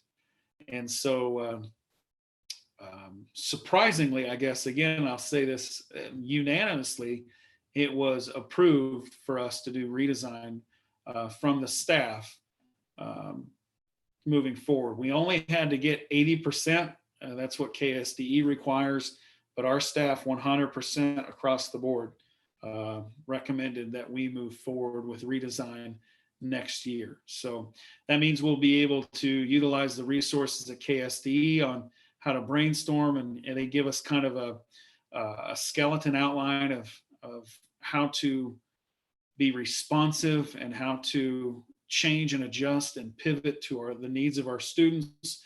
And then also the organization of Greenbush giving us additional resources, providing us potential opportunities to converse with other schools and do some collaboration, not only within our district, but with other districts as well. So you can kind of see the graphic there in front of you. In all actuality, kind of all these things do run together into our ultimate district plan. So redesign and accreditation are essentially, at some point, you can kind of see them pitched towards each other. Those two ideas are going to merge along the way, as we've kind of heard for a number of years. And so I'd much rather us jump into redesign now while we can dictate the terms, instead of us being told, well, now here's what you've got to do, and there's not as much flexibility with it. So you can see our action plan there kind of being the fuel for what we do. So the things that we do within our district action plan wise, those redesign things, the accreditation part, all that merges into our overarching district plan. So I do think that this is something that is inherently a part of what we're going to be doing next year.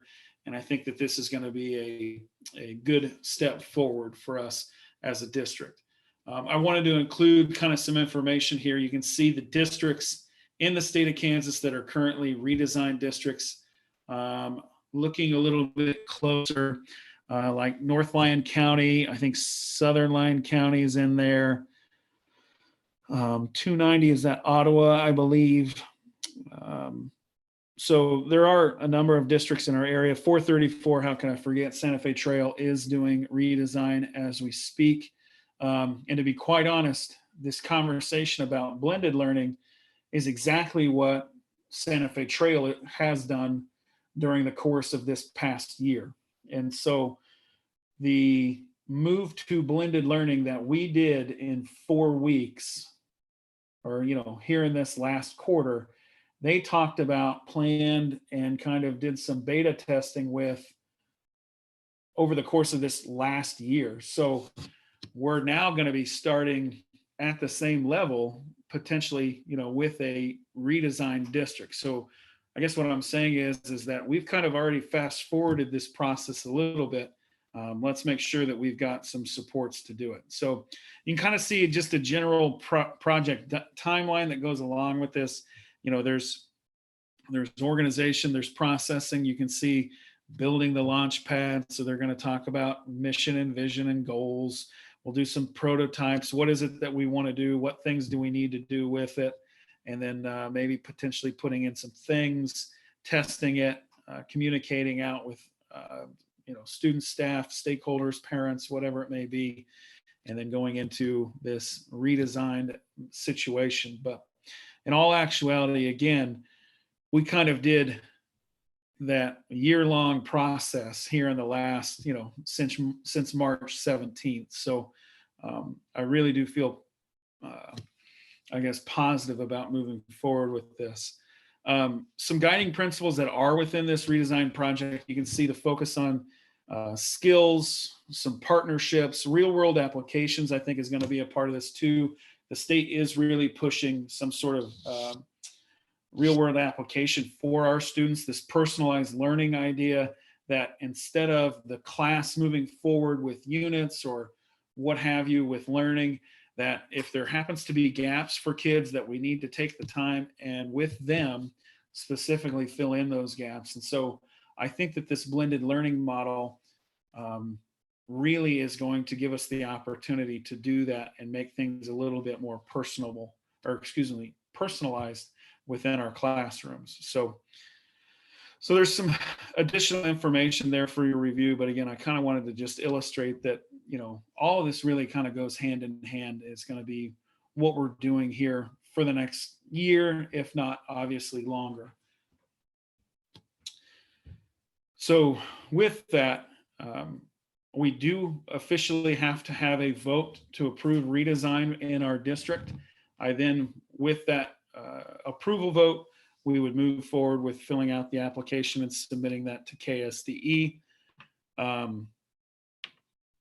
But before we get to that, what questions might you have about this redesign process?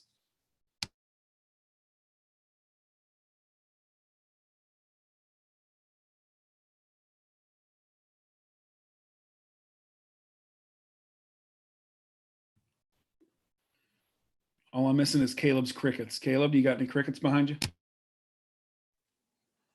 Not tonight. I'm inside. Dang it. Mark, I'm glad to see you back.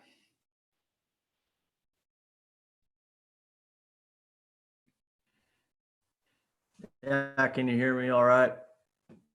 I can hear you. I guess I've done too good of a job explaining this ahead of time. So So do you need a motion to approve the redesign plan? yes, or I do need a motion. Well, this is Jamie Sowers, and I move that we move forward with their redesign plan or application. This is Beth Weimer. I'll second it.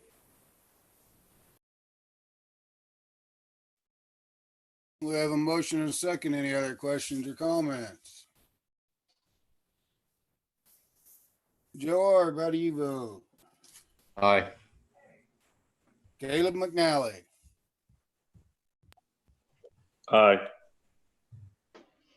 Mike Reagan, Aye.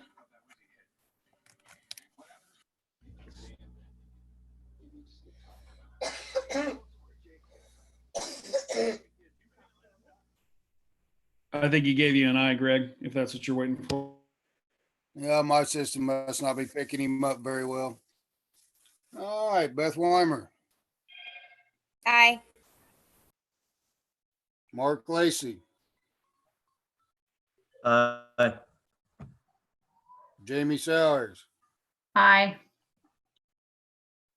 Greg McCurdy also says aye, so we'll go 7-0 on that motion. Wonderful. I appreciate that. Not a problem. All right, we're ready for number 18, personnel. Probably will need, I'll leave it up to you, 10 or 15.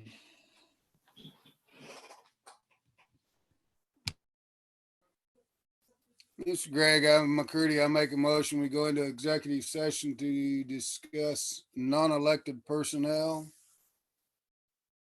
Angie, if you'd be kind enough to put the proper numbers and letters to go with that, with the board and administration for a time of 20 minutes, starting at, looks like 8:40.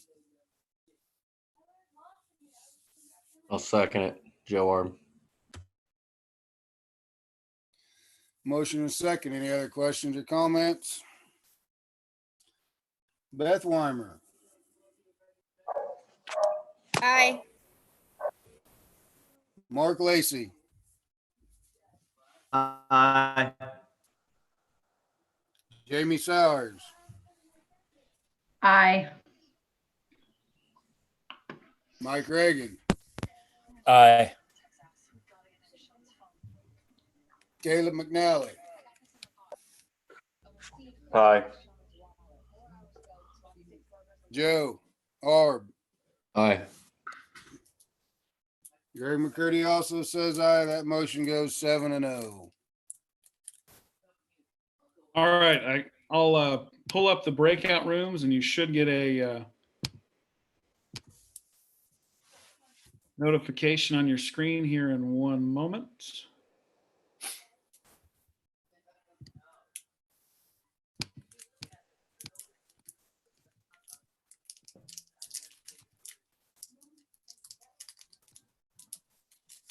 All right, you should get a notification is on your screen. I'm going to go ahead and go in.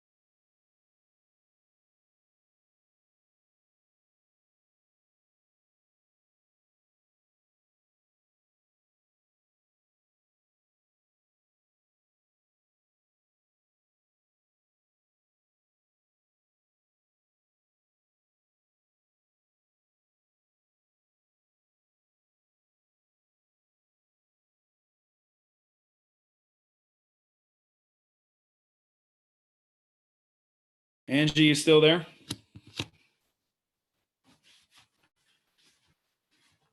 Yes, I'm here. Perfect. We're coming back out of the room.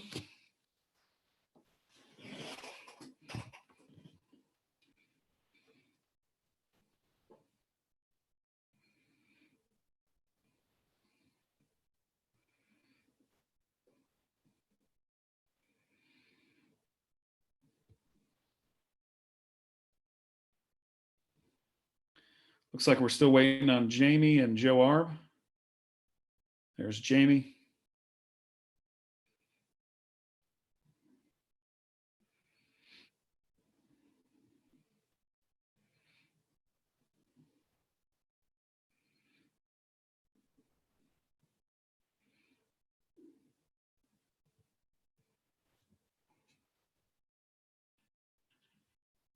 All right, everybody is returned.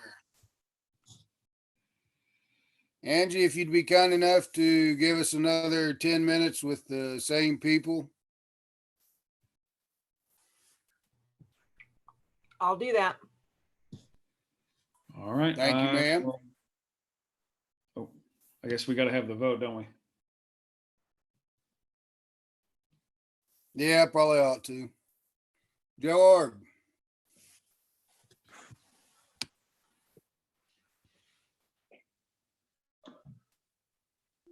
Caleb McNally. Aye. Mike Reagan. Aye. Jamie Sires. Aye. Mark Lacey. Aye. Beth You know- Weimer. Aye. And Joe Orb will give you a second chance. Yeah, I was on mute. Sorry. Aye. All right, that motion goes 7-0 also. We shall return at quarter after. I'll open the rooms. Thank you, sir.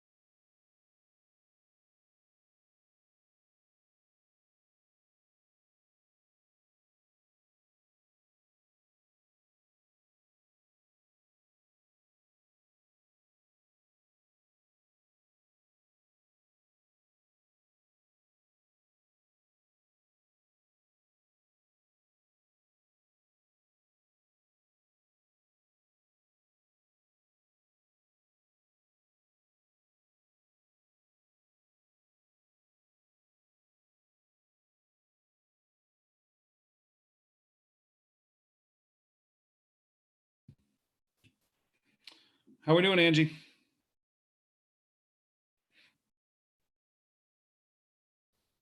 Well, you saying Angie's missing now? I'm Angie, here. I was just saying hello. Oh, I think okay. we got our Looks 11. like we're all back.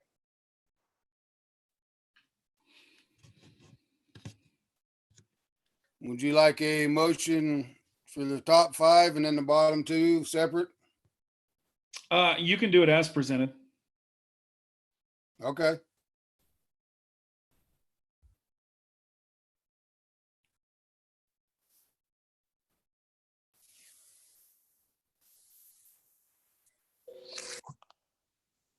I will need a motion out of that. This is Caleb. I move to approve the personnel report as presented. Joel, second. Any other questions or comments? Joe, Aye. Caleb, Aye. Mike, Aye. Jamie, Aye. Mark, Aye. Beth. I'm going to abstain from this one. I understand. Greg is aye. That is 6-1. Anything else on personnel we need to go over? No, sir. All right, we'll move on to number 19, negotiations. Just a quick 5-10 minutes.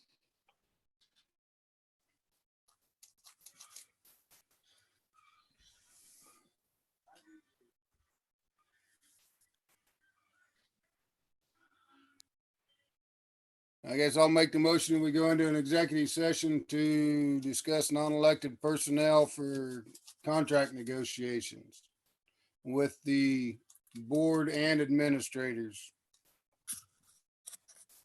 This is To Beth Weimer. I'll return second This at it. Mark, 9:30. I'll second. You seconding, Mark? Yes, sir. All right, thank you, sir. Motion is second. Any other questions, comments? Joe, Aye. Caleb, Aye. Mike, Aye. Beth, Aye.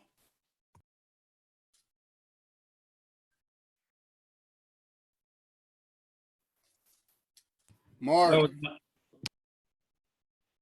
Aye. Jamie. Aye. We'll go 7-0 on that one also. Thank you all. We shall return at 9:30. all right, I'll open the room.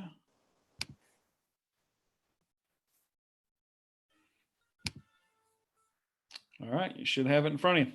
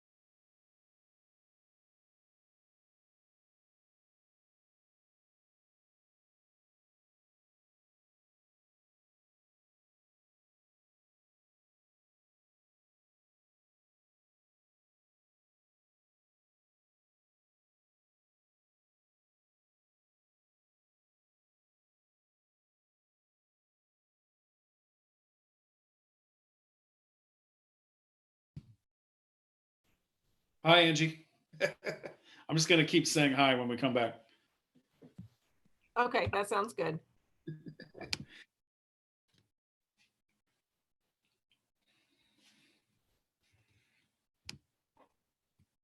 Greg, I think we're waiting on one more.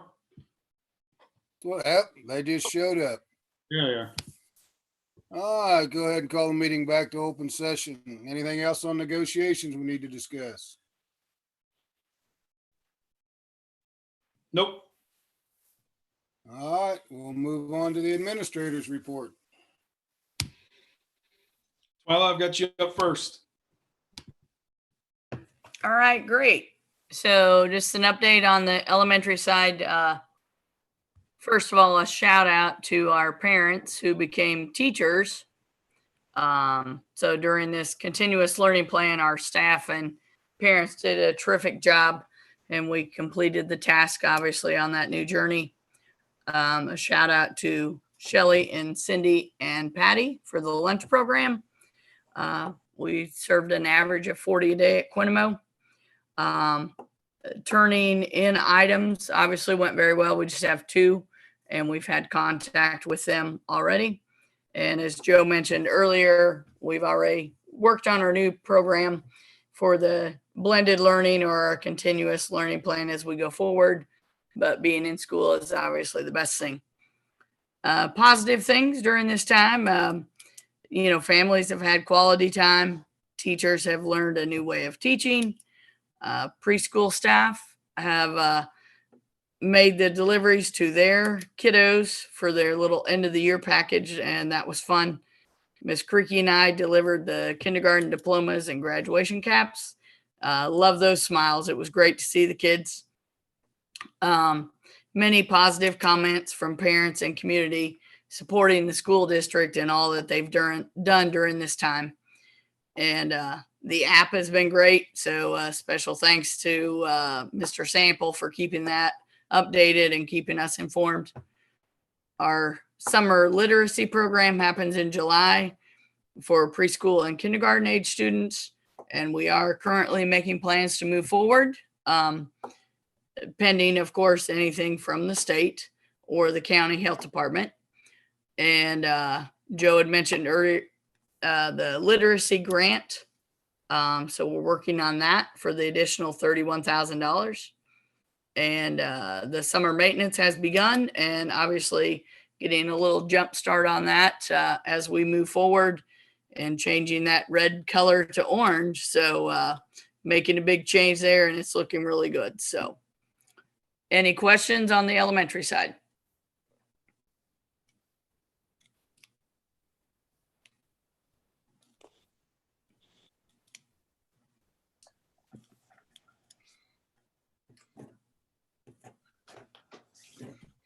Sounds like Caleb's crickets are quiet too. I guess we'll move on.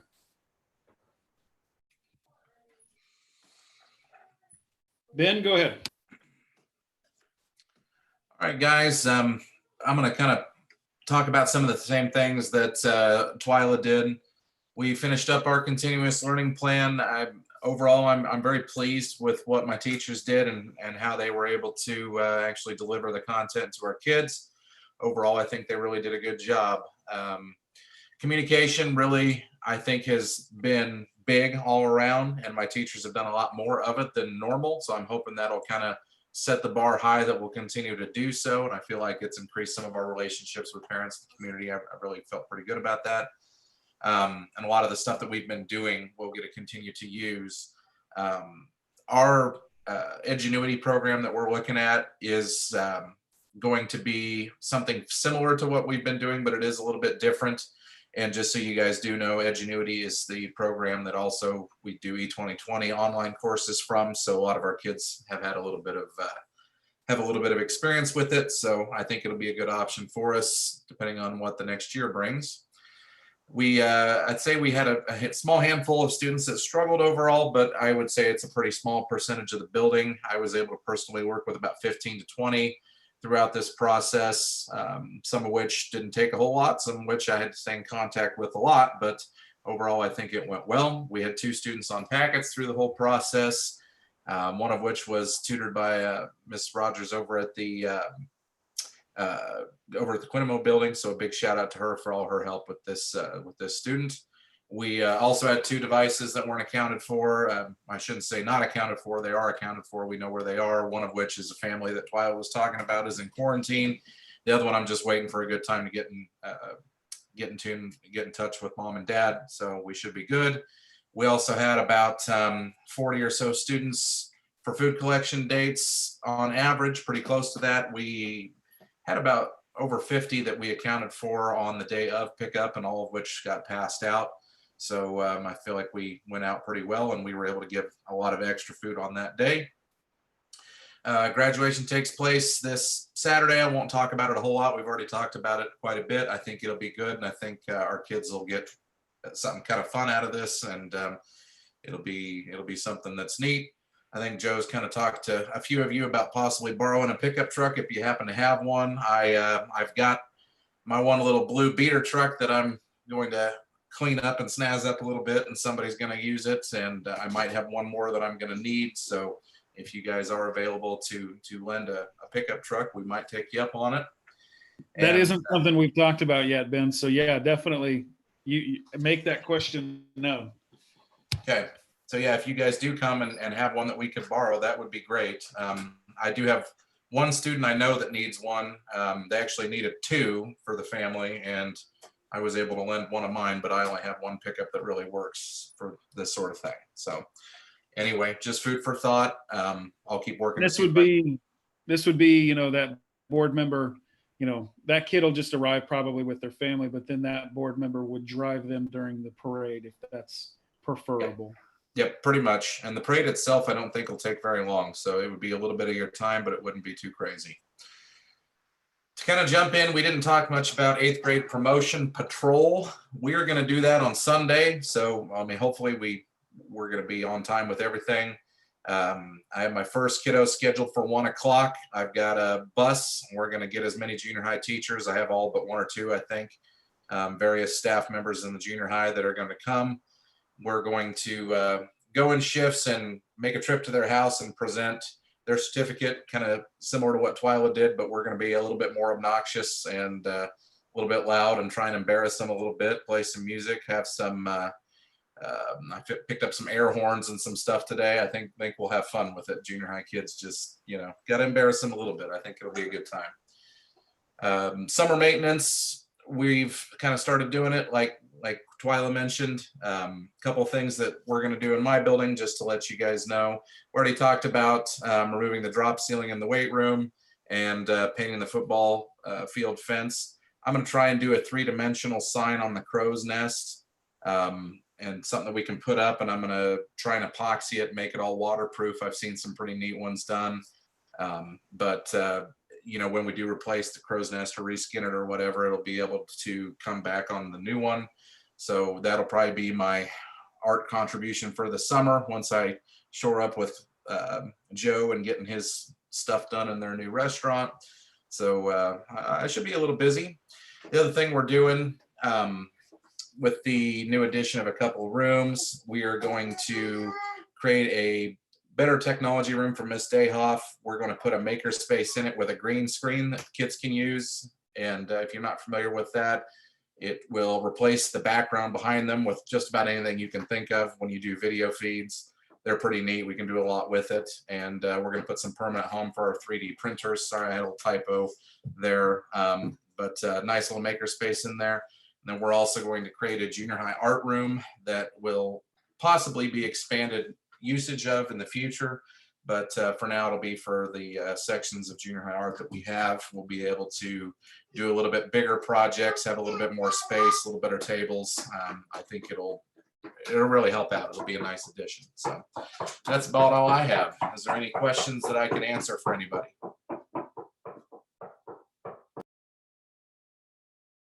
Ben, I know you touched on this in the email that I sent you about asking about getting Jeremy's room possibly moved into the main building at some point. I would just like to kind of keep that as an option in the future. We're spending a lot of money, it seems like, on getting our buildings to where we have to have access for key cards for safety and things like that. It'd be nice if we could have all the junior high teachers in the building if possible. Sure, I would agree, and definitely will.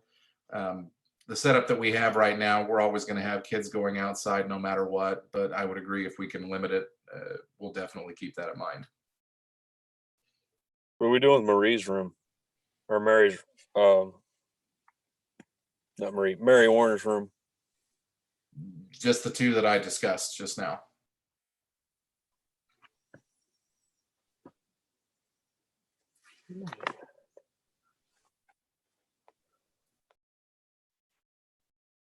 Any other questions?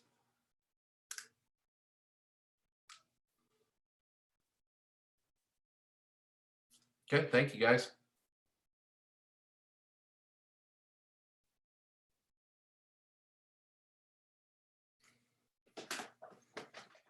Real quick before we move on to board comment, just to follow up on Ben's request for trucks, is there someone that would be interested, if need be, like one or two of you, that would be okay driving a truck to the graduation and then having that senior stand in the back of your truck for the parade? Yeah, this is Joe here. The truck that I feel like would be nice enough for me to do that, I'd borrow it from my dad. The only reason I didn't speak up earlier is I don't know if he's going to be using it on Saturday. I'm currently in Hoxie and not sure when I'll be back, if I'll have time to get it cleaned up. But I can try to make that happen if you don't have a better option. I will make that happen if you don't have a better option. Get him rigged up with a different truck potentially. Well, to be honest, I mean, this kind of originally was, hey, bring your flatbed trucks and let's, stand on the back of them as you're going through. So Okay. even if you are using, it doesn't need to be real spiffed up and nice by any means. I think that kind of adds to it for us, is that this, we're a hardworking type of place. And so this is what we do. Yeah, I can come up with something for Saturday with that in mind. Anybody else? If you're needing a flatbed, if you want to pay for my car wash, I probably could come up with something. You swing by on Friday. I'll get you some tokens. Don't worry, I would be happy to hook you up, Caleb. And don't feel like it has to be real nice. I mean, the blue bomber that's going to make an appearance from me in this whole ordeal has almost 300,000 miles on it. But hey, it's cool in my opinion. I got a white truck and muddy roads. Yeah, that's a recipe for disaster right there. Thanks, guys. I appreciate it.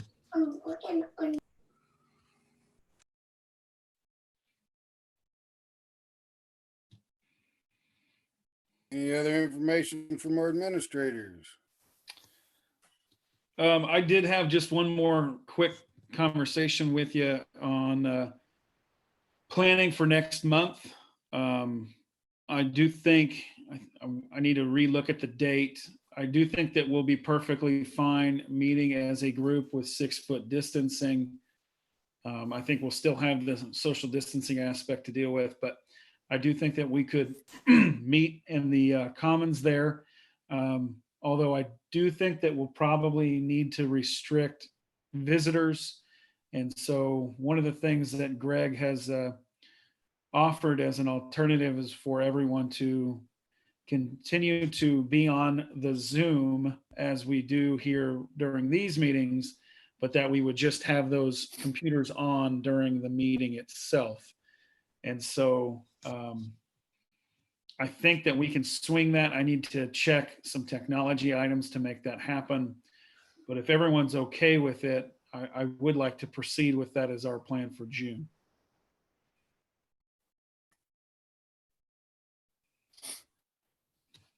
This is Greg. That would be preferable to me if we can make it happen.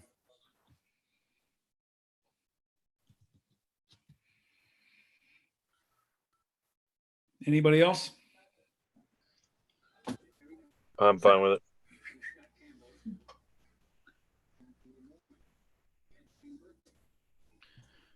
Perfect. I'll make sure we kind of check out the internet access. That's the biggest question is, can I have 11 of us in the commons streaming in a Zoom meeting? and not go down. So we'll see what happens. Well, can you hear 11 people in a Zoom meeting? Well, and that's my other thing that I need to test out. I'm thinking that if we are spread out at least enough that we won't get feedback back and forth, but You'll get feedback. I mean, I've tried doing them here at home on mutual Zooms when Janae's been on one and I've been on one, and I'm on one end of the house and she's on the other. You still get feedback. Oh, really? Okay. So Well, I'm also try it go out. ahead. Try it out, I guess. But we were 30, 40 feet apart and still got feedback. I've got another option where I would purchase, some very cheap microphones that you could then hook up to your computer that then would, I think, narrow the sound. Obviously, these are made to be like a speaker phone, but whenever you have a microphone that is designed specifically for you to use during calls or during a Zoom meeting, that might limit all of that feedback, and it would only be in a very small area. So if that proves to be the case, I would have those microphones just ready to go for you to set up and plug into your computer at the meeting.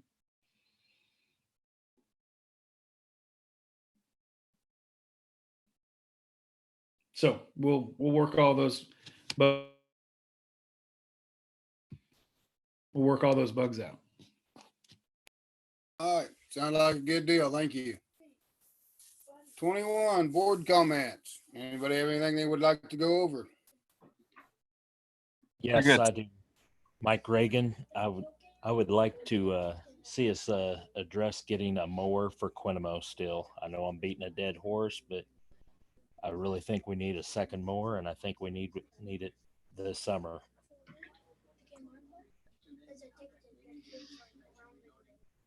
Would you like for me to get a quote and have it considered for the next meeting? Yes, I would. I can do that.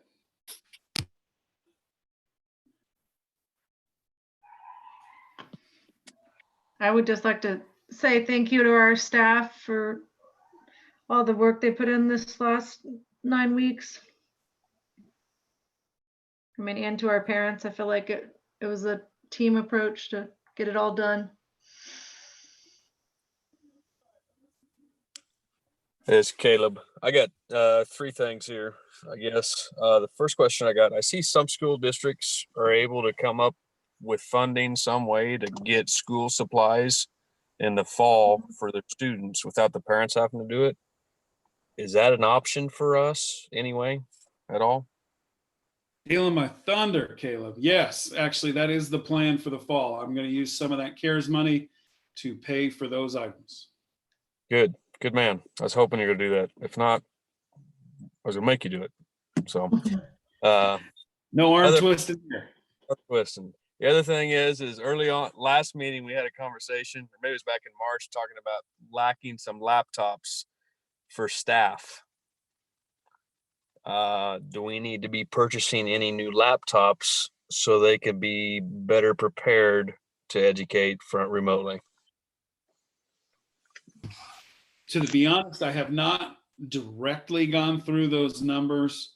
It hasn't proven to be an issue as we've been out. So it's been something that's kind of gone to the back burner. I imagine that obviously we had some Chromebooks that just went home with staff members. And so being that we are replacing some, if we get into a pinch, we'll have extras to be able to lean on. But I'll definitely chat with Kim to see what our current status is. We might have a few instances that we can take care of, though.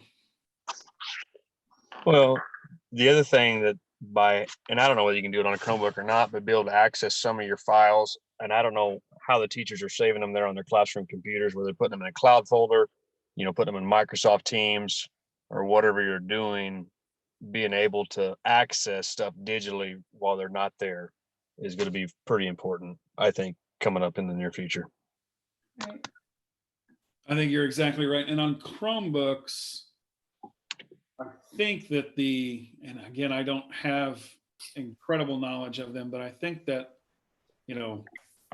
it's built for you to use Google Drive, I guess is what I'm saying. So Right. I think that that's going to be inherently built in. So Well, if our teachers are going to have to teach, from home, they need to have the technology to do it. I mean, correct.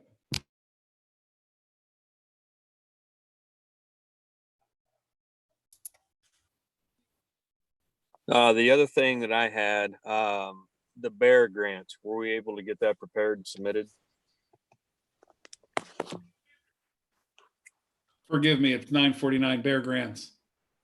The one from Bear Crop Protection, the America Grows Farmers Grows grant. Yes, Danny submitted that, I believe, a couple of weeks ago. I wanted to say he put in, and I don't remember all the specifics, but I think it was a $15,000 grant and then like a $10,000 grant. So he put together a couple of different scenarios. So they were submitted, yes. That's all I got. Thank you.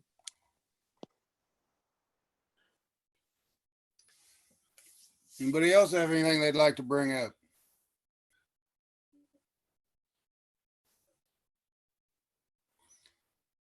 All right, I need one more motion. This is Caleb. I move we adjourn.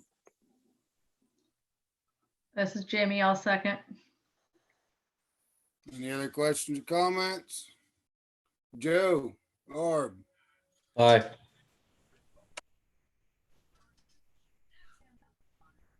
Caleb, Aye. Mike, Aye. Jamie, Aye. Mark, Aye. Beth. Aye. I thank you all kindly for the evening. We'll see you later. Thanks, guys.